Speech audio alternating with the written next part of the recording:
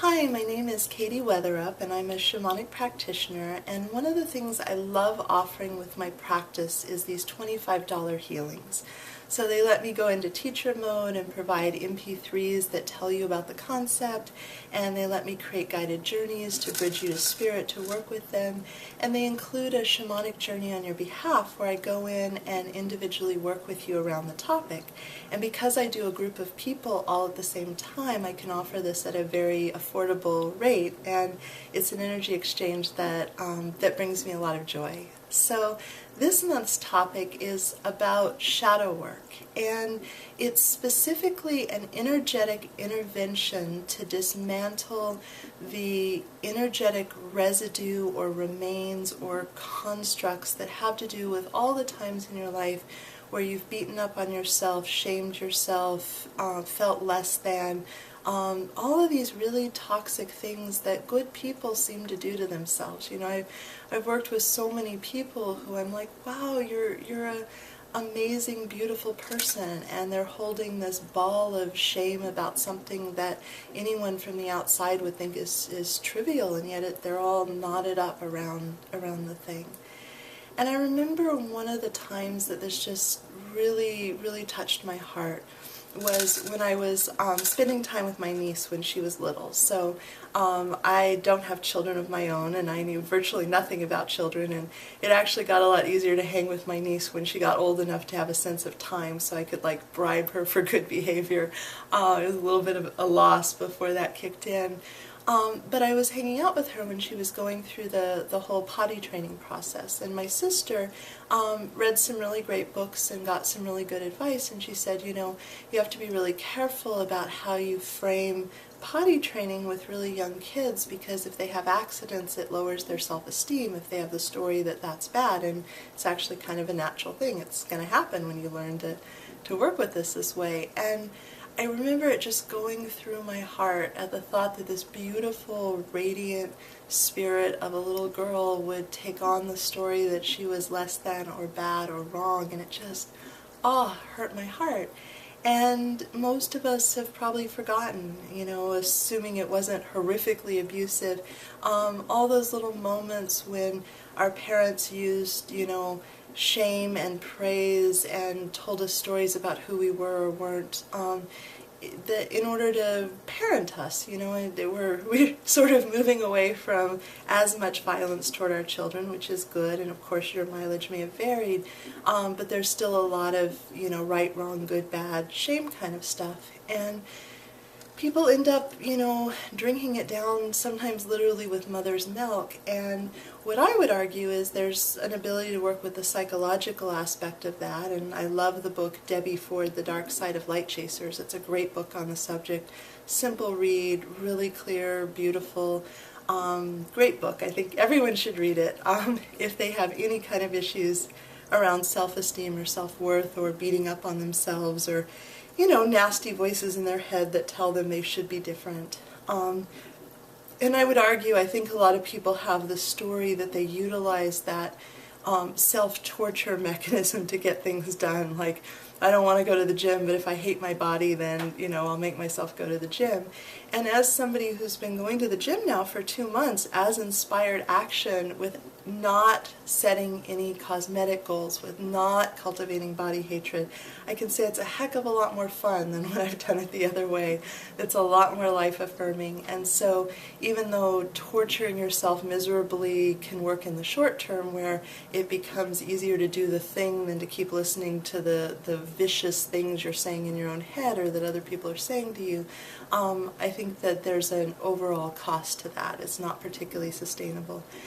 But that's the whole psychological part, and I'm a shamanic practitioner, so I'm all about the energetics. I want to work with the energetics. And what I want to work with for the people who feel called to trust me with this work is cleaning up the places where you're carrying in your energy body, in your history, these balls of energy around pain and self-judgment and shame, and just do a really deep clearing on that, and then help you to come into harmony with yourself. Because I work with a lot of people who have different aspects that are trying to meet needs in different ways. And so they're literally, it's like they're not playing for the same team.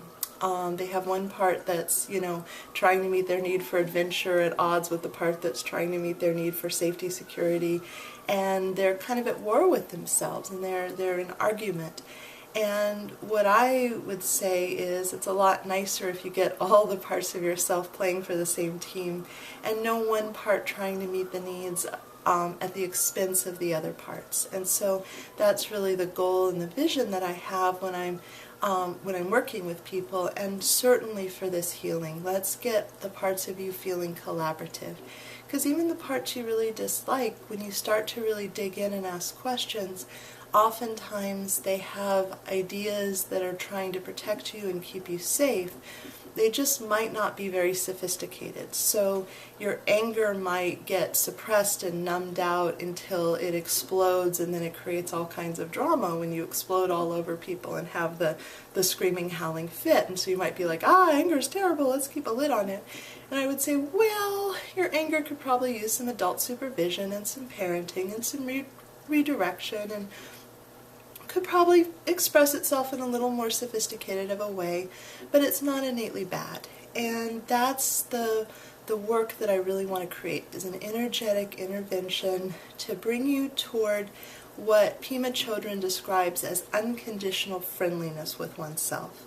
I love that phrase because I think self-love gets totally overused, and if you're feeling bad about yourself, it's kind of elusive. But this unconditional friendliness, good, bad, indifferent, lazy, ambitious, out of work, in work, whatever, I'm choosing to be unconditionally friendly toward myself. And, it doesn't say, I won't be mindful of my choices and the consequences thereof, but it's an intent on the inside to say, I'm going to talk nice to myself. I'm going to be kind to myself regardless of what I do or I don't do. And this is kind of a radical concept for some people, but I'd like to invite you to explore it. And if nothing else, letting me really release the shame of the things that are over and done with, the places where, you remember being like, people beat up on themselves for socially awkward. Like, I've been horrifically socially awkward at times in my life, and I can cringe over that, and it's like, why am I so attached? It was a split second. Maybe people remember it, maybe they don't, but it's such a misdemeanor in the grand scheme of things to merely be socially awkward, and yet I can cringe over it. So whatever it is that you remember and you cringe about, having some of that energy moved and transmuted and cleared, regardless of what you're dealing with now, I think is a really valuable shift and change. And you can also support this work with fire ceremony. So daily fire ceremony with the voices in your head is a really good way to dismantle those tapes. Because one of the problems about repetitive self-criticism is it creates neurological pathways.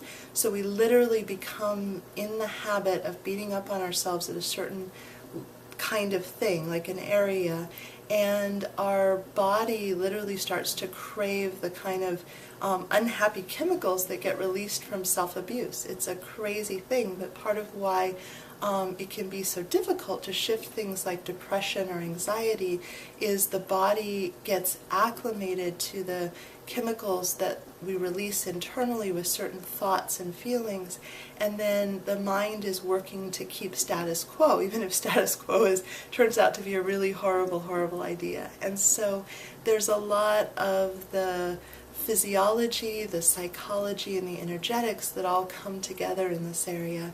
And fire ceremony is really good because it creates a direct energetic intervention over and over again that can really dismantle some of these patterns. And if you feel called, I'd love to give you a serious boost and forward movement around this issue. So thank you so much for taking the time to listen. As you can tell, I'm really passionate about this work.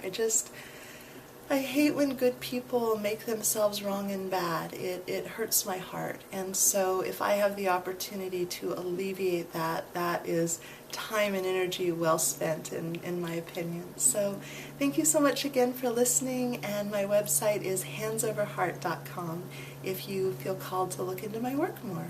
Thank you so much.